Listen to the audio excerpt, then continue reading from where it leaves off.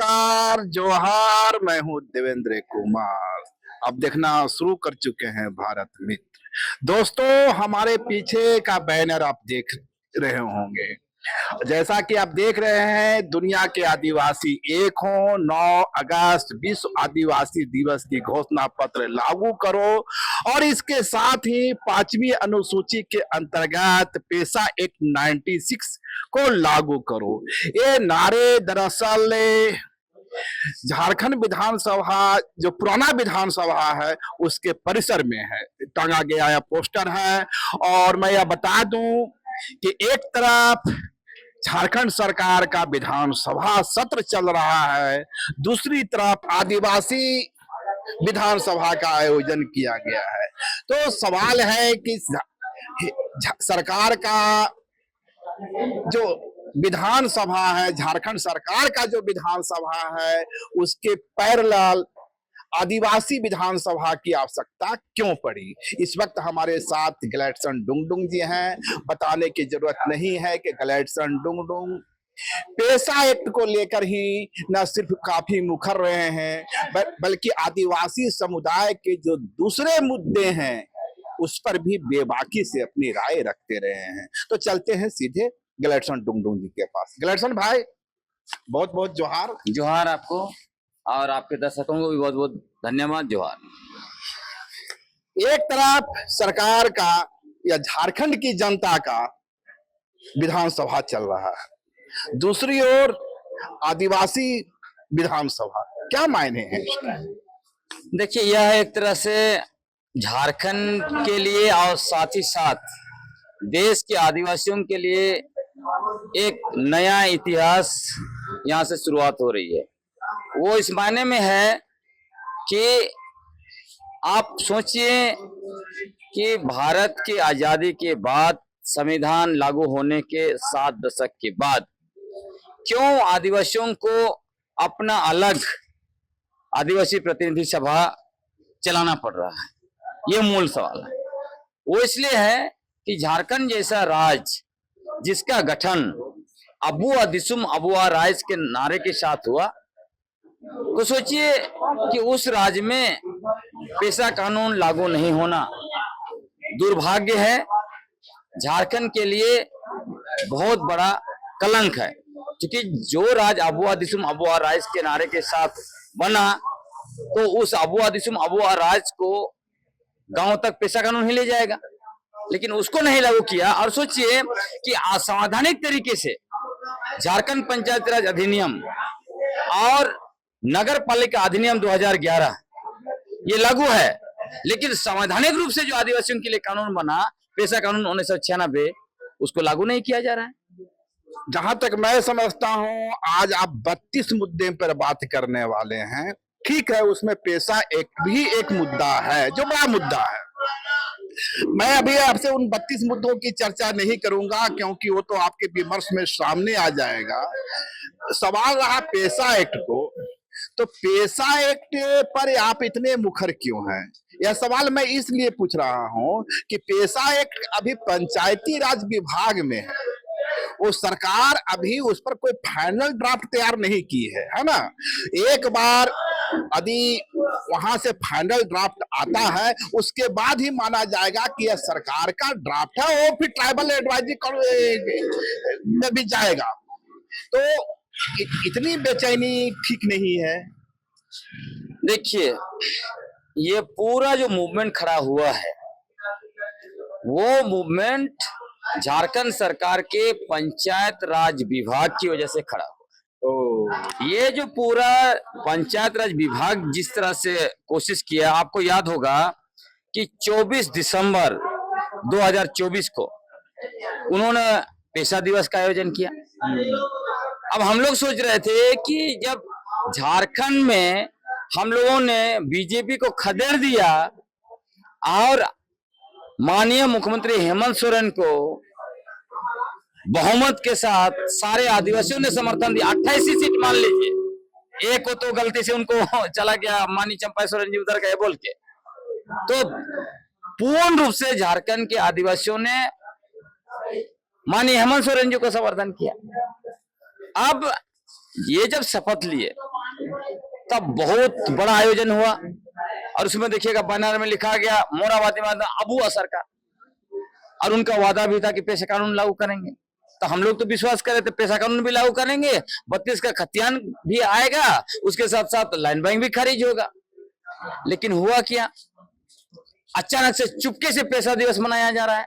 तो हम लोग को शक हुआ, जो बहुत संभव है कि यह सरकार की मंशा नहीं हो, पंचायती राज विभाग ने इसे आयोजित किया। इसीलिए मैं कह रहा हूँ, तब हम लोग जांच करने लगे। भाई जब इतना बड़ा मोराबादी में तामझाम के साथ सरकार अबुआ सरकार शपथ लिया, फिर ये पेशा कानून अचानक से उसका पेशा दिवस चुपचाप से क्यों मनाया जाए? तब हम लोगों को पता चला कि झारखंड सरकार का पंचायत विभाग केंद्र सरकार से मिलकर ये सब आयोजन कर रहा है, और वहां ना माननीय मुख्यमंत्री का कहीं पे तस्वीर है, ना जो माननीय विभागीय मंत्री का है, ना वो लोग शामिल हो रहे हैं। तो हम लोग को लगा ये क्या हो रहा है।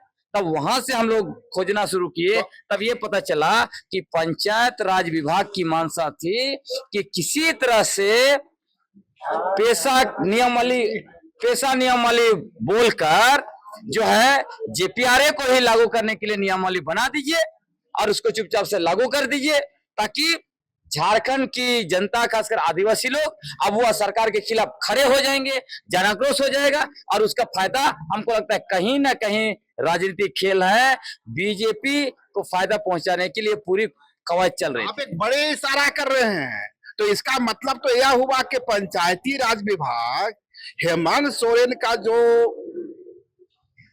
जिस तरह हेमंत सोरेन थंपिंग मेजोरिटी के साथ आए थे, उसमें पलीता लगाने का काम कर रही थी।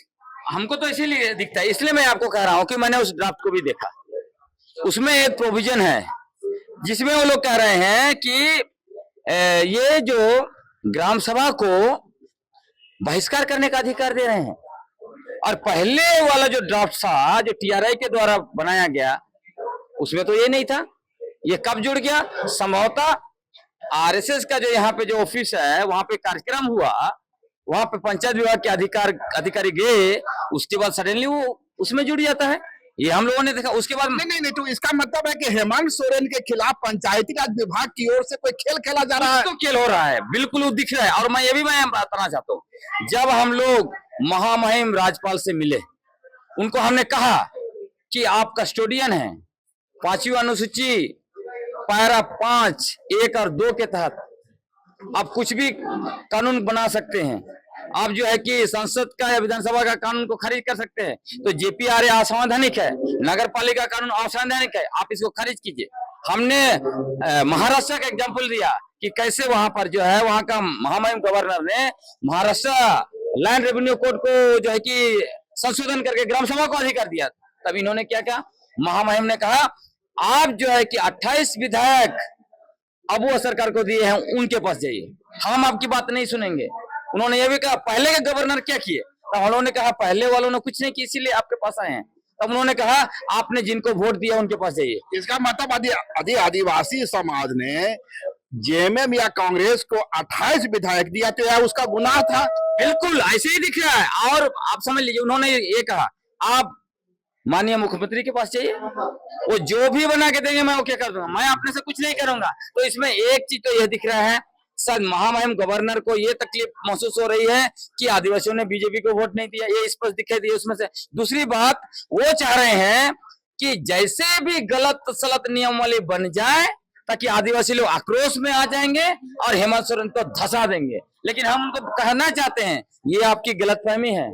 अबुआ सरकार हमने बनाया है, हम लोग ही उसको अबुआ सरकार को बचाएंगे भी, और हम लोग उस सरकार से पेशा कानून 96 के 23 प्रावधानों के अनुरूप नियमावली बनवा के भी लागू करेंगे। इसका मतलब तो हुआ ग्लेडसन भाई कि इस अबुआ सरकार के खिलाफ और खासकर हेमंत सोरेन के खिलाफ कई स्तर पर स्ट्रेटेजी रची जा रही है।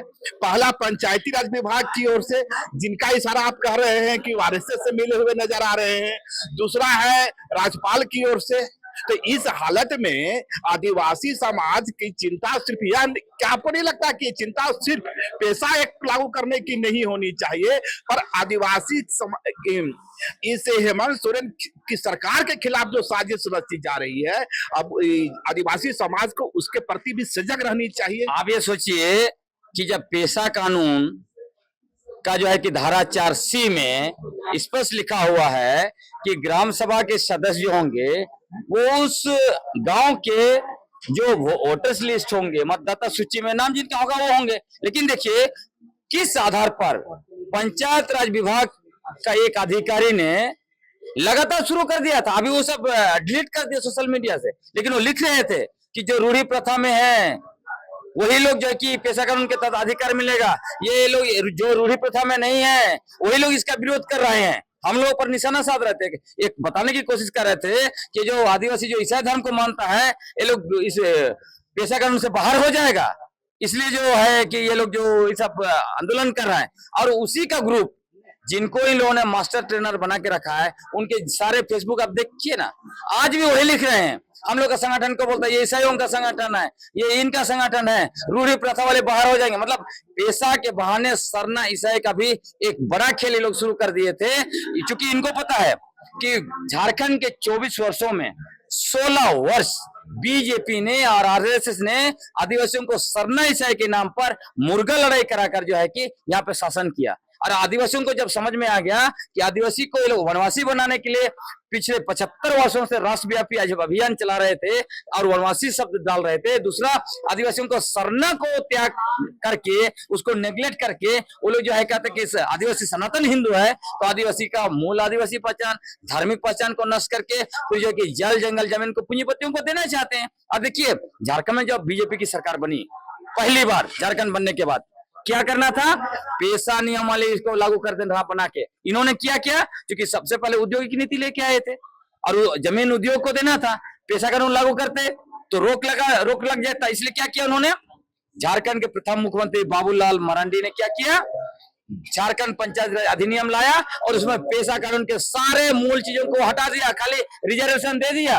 आदिवासी मुखिया बन रहा है, प्रमुख बन रहा है और जिला परिषद अध्यक्ष बनना, खुश है, ऐसा कर दिया। उसके बाद देखिए नगर पालिका कानून बना दिया 2011 में माननीय पूर्व मुख्यमंत्री अर्जुन मुंडा ने, उस समय भी। और नगर पालिका कानून के द्वारा क्या कर दिया, पूरा अनुसूचित क्षेत्र को निगल जा रहे हैं लोग, तो सारे असावधान काम ये लोग कर रहे हैं। इसका तो मतलब यह हुआ गलेटसन जी कि साजिश सिर्फ आदिवासी समाज के खिलाफ रची नहीं जा रही है, यह साजिश हेमंत सोरेन की सरकार के खिलाफ भी रची जा रही है और कई स्तरों पर रची जा रही है। बिल्कुल वही हम समझाने की कोशिश कर रहे हैं, इसीलिए हम लोग माननीय मुख्यमंत्री हेमंत सोरेन जी से भी मिलना चाह रहे हैं, लेकिन अभी वो बहुत व्यस्त हैं। हम लोग उनको बताना चाहते हैं एक्चुअली वो लोग आदिवासियों के जो सेंटिमेंटल इश्यू है, जैसे जय श्री राम टोली का मसला हो और भी दूसरे मसले हैं, ऐसे ऐसे मसलों को उठा के कैसे भी चाहते हैं कि पूरा राज्य में जो है कि हेमंत सोरेन की सरकार के खिलाफ जो है एक माहौल बने और यहाँ पे सरनाई से हो जाए ताकि वो सत्ता में आएंगे। और आपको याद होगा इनके खिलाफ नैरेटिव बना, जैसे ही 2014 में एक गैर आदिवासी माननीय रघुवर दास को इन्होंने मुख्यमंत्री बनाया, मतलब जिस तरह से पॉलिटिक्स झारखंड की चलती थी, क्योंकि इस राज की लड़ाई ही आदिवासियों ने शुरू किया, बाद में मूलवासी जुड़े, उसके बाद यहाँ पर आदिवासी मुख्यमंत्री बनाने की जो एक परंपरा रही है उसको बीजेपी ने तोड़ दिया, उससे आदिवासियों में आक्रोश हुआ। फिर उन लोग क्या किया, लैंड बैंक बना के आदिवासियों का सरना मसना जाहिर था देशावली सबको डाल दिया। फिर जो है उन्होंने ग्लोबल इन्वेस्टर समिट किया, हाथी उड़ाया, या उसके बाद ये लोग जो कि प्रॉपर्टी कार्ड ले लाकर प्रति जमीन बताकर ग्राम सभा का जमीन छीन ले रहे थे। तो जितना भी इन्होंने पॉलिसी बनाया, और हमारा सीएनटी और एसपीटी कानून जिसको हम लोग बोलते हैं हमारे पूर्वज के खून से लिखे गए दस्तावेज है, क्योंकि उसके लिए हजारों आदिवासी शहीद हुए तब ये कानून बने हैं, उसको 3 मिनट में संशोधन किया। इसीलिए ये नैरेटिव बन गया बीजेपी के खिलाफ कि ये जो है कि आदिवासी विरोधी पार्टी है, ये आदिवासियों को सरना ईसाई के नाम पर लड़ाती है, ये आदिवासियों की आदिवासी पहचान और धार्मिक पहचान सरना कोड को खत्म करके जल जंगल जमीन को पूंजीपतियों को सौंपती है। इसीलिए ये लोग जो कि आदिवासी इलाके साफ हो गए। तो मैं जहां तक समझ पा रहा हूं कि आपके सामने एक बड़ी चुनौती है, और बड़ी चुनौती सिर्फ पेशा एक्ट को लागू करने की नहीं है, हेमंत सोरेन की सत्ता को बचाने की है, उसके खिलाफ रची जाने वाली साजिशों का पर्दाफाश करने की है। तो क्या आपको नहीं लगता कि गलेटसन का स्वर, गलेटसन का चेहरा इस बड़े षड्यंत्र के सामने छोटा पड़ जाएगा? नहीं, सवाल है नहीं। हम देखिए चुनाव के पहले भी हम बोलते रहे हैं, सच तो सच है, और ऐसे नहीं कि गलेटसन से बोल रहा है, सच सच है, पब्लिक डोमेन में सब लोग जानते हैं। इसीलिए हम लोग कह रहे हैं, हम लोग का स्पष्ट बात है, इंडिया गठबंधन की सरकार, इन्होंने वादा किया था चुनाव से पहले कि हम अगर वापस आएंगे पेशा कानून लागू करेंगे, 32 का खतियान के आधार पर स्थानीय नीति बनाएंगे और जो है कि लैंड बैंक खारिज करेंगे। इसलिए हम लोग कह रहे हैं आपने जो वादा किया है आप वादा निभाइए, आप सत्ता से चिपके रहेंगे तो क्या होगा। आज देखिए इतना भ्रम फैला रहा है कि कुछ जो है कि आबुआ सरकार के माननीय मंत्री लोग, उनको लगता है मैं उनके खिलाफ काम कर रहा हूँ, कुछ विधायक लोग हैं उनको लगता है उनके खिलाफ काम कर रहे हैं। हम लोगों ने आपको सत्ता में बैठाया, इसका मतलब ये नहीं है कि आपने वादा किया है उसको लागू नहीं करेंगे। फुल और लबो- हम मांग करेंगे तो आप बोलेंगे ये लोग सरकार। वो लबो लिबाब तो है कि ग्रेडसन डुंगडुंग या जो आज की जो आदिवासी विधानसभा हो रही है, ये हेमंत सरकार के सत्ता के खिलाफ नहीं है, हेमंत सरकार की सत्ता को और भी 10 वर्षों तक एस्टेब्लिश करने की तैयारी के साथ है। नहीं, आप उसको उस तरह से नहीं कह सकते हैं। ये आपको यह समझना पड़ेगा कि आखिर आदिवासियों को झारखंड निर्माण के 24 वर्षों के बाद अलग विधानसभा करना क्यों पड़ रहा है, प्रतिनिधि सभा क्यों करना पड़ रहा है। वो इसलिए करना पड़ रहा है कि झारखंड के अनुसूचित क्षेत्रों में यहाँ का प्रशासन और नियंत्रण संविधान के अनुच्छेद 244(1) और 5वीं अनुसूची के तहत होना चाहिए था, लेकिन यहाँ उल्टा हो रहा है। यहाँ झारखंड पंचायत राज अधिनियम 2001 और नगर पालिका अधिनियम 2011 जैसे असंवैधानिक कानून लागू किए गए हैं और पेशा जो संसद द्वारा पारित संवैधानिक कानून वो लागू नहीं हो रहे हैं। और दूसरी बात कि विधानसभा में आदिवासी मुद्दों पर चर्चा नहीं हो रहा है। आपने कहा सच भी यही है कि ये जो पेशा का मामला है अभी पंचायती राज विभाग के पास है, ड्राफ्ट वो देख रहा है, कैबिनेट में आया नहीं है, टीएसी ट्राइबल एडवाइजरी काउंसिल में गया नहीं है, तो कहीं ना कहीं आपकी जो नाराजगी अभी है वह तो पंचायती राज विभाग से है। तो क्या यह माना जाए, और इसकी बड़ी गुंजाइश भी नजर आ रही है कि जब यह हेमंत सोरेन के पास जाएगा, कैबिनेट के पास जाएगा, तो इसमें कई संशोधन होंगे। तो क्या ग्लेडसन डुंगडुंग सीएम हेमंत के खिलाफ है या पंचायती राज विभाग की जो अब तक कार्य प्रणाली रही है और कई स्तरों पर हेमंत सोरेन के खिलाफ साजिश होता दिख रहा है, उसके खिलाफ? देखिए, मैं आपको बताना चाहता हूं, ग्लेडसन डुंगडुंग कभी भी माननीय मुख्यमंत्री हेमंत सोरेन के खिलाफ नहीं रहे हैं। पिछले बार देखिए, क्योंकि उनको कोरोना ने गड़बड़ किया तो कोरोना की वजह से उनका 2.5 साल ऐसे निकल गया। बाकी समय उनकी सरकार को हाईजैक करने के लिए एक से एक षड्यंत्र रचा गया, इसीलिए हम लोगों ने उनको मौका दिया। और पिछला बार हम लोगों ने नहीं पूछा कि आपने ये वादा किया तो नहीं किया, हम लोगों ने नहीं पूछा, बल्कि उनकी सरकार बनाई। अभी हम इसलिए उनको याद दिलाना चाहते हैं कि अभी भी उनकी सरकार को बड़ी शक्ति खत्म करना चाहती है, इसलिए हम चाहते हैं कि आपने जो वादा किया है उसको लागू कीजिए ताकि आपके साथ आदिवासी खड़े रहेंगे। और मूल बात यही है कि आप सोचिए, पिछला 3 महीने से हम लोग लगातार अलग अलग तरीके से पेशा आंदोलन को खड़ा कर किए हैं और चल रहा है पेशा आंदोलन। उसके बावजूद क्या वजह है कि झारखंड सरकार के पंचायत राज विभाग ने अभी तक उस ड्राफ्ट को ना माननीय मंत्री के पास शेयर किया है, विभागीय मंत्री, ना माननीय मुख्यमंत्री को दिया है, ना जो है कि कोई टीएसी के पास भेजा, ना किसी के पास भेजा। क्योंकि जिनसे हम लोग मिले उसे वही लगा, क्योंकि माननीय मंत्री से आपको पता है कि किस तरह को हम लोग मिले, उन्होंने बुलाया, हमारा जो विधानसभा घेराव हुआ उसके बाद वो बुलाए थे, तो हमने उनको मांगा कि आप ड्राफ्ट दिखाइए मैडम, तो बोलती है वो तो उनके पास नहीं है। तो इतना दिन तक उन्होंने क्यों लटका के रखा, जबकि हमको ये भी सूचना है 4 तारीख को अनुसूचित क्षेत्रों के जो भी ब्यूरोक्रेट्स हैं उस विभाग से रिलेटेड उनको बुला के यहाँ पे मीटिंग किया गया, उसमें कोई मंत्री शामिल नहीं है।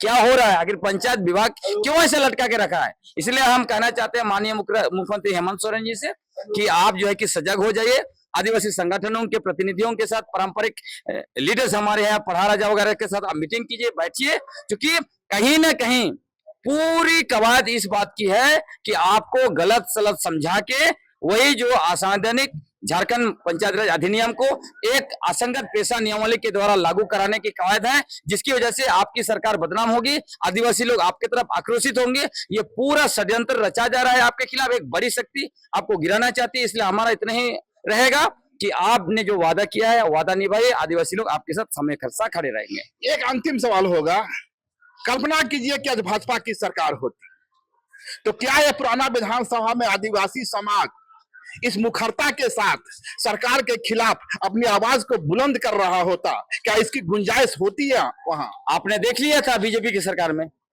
जब बीजेपी की सरकार 2014 से 19 के बीच थी, तो हमारे आदिवासी 11,109 आदिवासियों पर देशद्रोह का मुकदमा किया उन्होंने। 115 लोगों को जेल में डाला उन्होंने। कई लोग जो 3-3 साल जेल में रहे। क्यों? वो लोग बस इतना ही कह रहे थे, ये हमारा गांव है, हमारे गांव में पूछ के आइए। गलत तो नहीं कह रहे थे। उनको कहा गया ये असंवैधानिक काम कर रहे हैं, ये देशद्रोह है, गलत व्याख्या कर रहे हैं संविधान का। तो जब आदिवासी लोग, मुंडा लोग संविधान को लिख दिया अपने भाषा में, वो गलत व्याख्या किए, देशद्रोह का मुकदमा हुआ 11,109 लोगों पर। और जो लोग झारखंड में विगत 24 वर्षों से असंवैधानिक रूप से झारखंड पंचायत राज अधिनियम और नगर पालिका अधिनियम 2011 को लागू किया है, यह असंवैधानिक नहीं है? तो देशद्रोह का मुकदमा ये 24 वर्षों में जितने लोग नेता, मुख्यमंत्री रहे, मंत्री रहे, सभी लोगों पर लागू होना चाहिए देशद्रोह का मुकदमा। और जो नौकरशाह जिन्होंने उस असंवैधानिक कानून को लागू किया, उन पर भी देशद्रोह का मुकदमा होना चाहिए। मान लीजिए कि जो जिन शक्तियों की ओर इशारा कर रहे हैं आप, वह हेमंत सोरेन की सरकार को डिस्टेबलाइज करने में, और कई जगह चल भी रहा है कि झारखंड में प्रेसिडेंट रूल लागू किया जाए, ये चर्चाएं भी हो रही है, तो इसमें सफल हो जाती है और एक बार फिर से चुनाव होता है, ग्लैडसन डुंगडुंग किसकी ओर खड़ा नजर आएगा? देखिए, सबसे पहले तो आपको ये मान लेना पड़ेगा, ये बहुत क्लियर है। जब आपने इससे पहले सवाल पूछा है कि क्या बीजेपी की सरकार होती तो हम लोग अलग विधानसभा करते, अलग रैली करते, उसका मैंने जवाब भी दूसरे तरीके से दिया। लेकिन यह बहुत क्लियर है कि हमेशा जो डेमोक्रेटिक लोग हैं, जो लोग लोकतंत्र पर विश्वास करते हैं, हमेशा टेबल टॉक पर विश्वास करते हैं। जो हम लोगों ने, जब यूपीए की सरकार थी दिल्ली में, तब भी हम लोगों ने बड़े बड़े मिनिस्टर के साथ टेबल टॉक किया है।